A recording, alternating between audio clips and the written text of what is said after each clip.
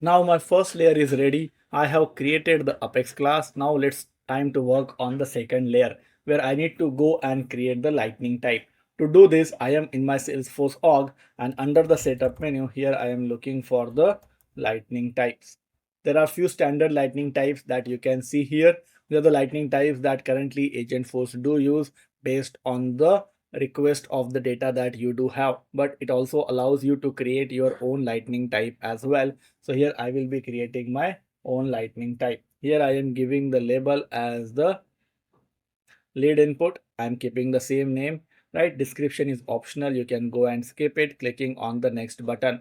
How you want to define your lightning type? Here I want to go for the Apex, because in the Apex just now we have defined the schema for our lightning type.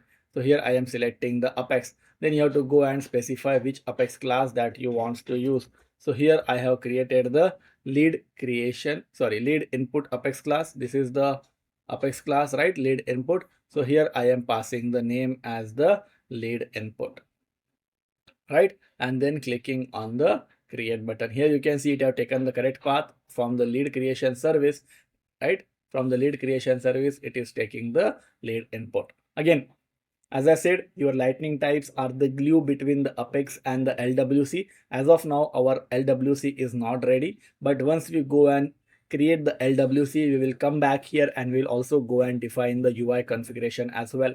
So here I have defined the lightning type for the lightning input. Similarly, I have to also go and define the lightning type for the lead output as well. Like we have done for the lead input, I am doing the exact same thing for the lead output as well.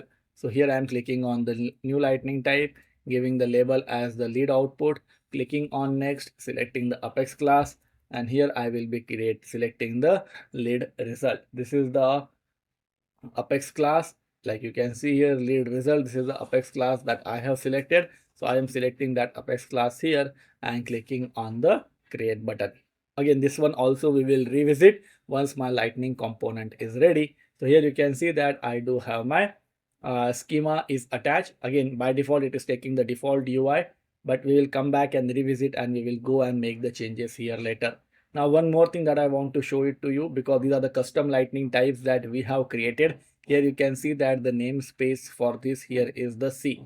So in the lightning web component, whenever we have to refer this lightning type, we have to make sure that we are using the C namespace here, followed by the API name. Again, I will repeat this one more time, but just an FYI at this point. So my layer 2 is also ready, where I have created the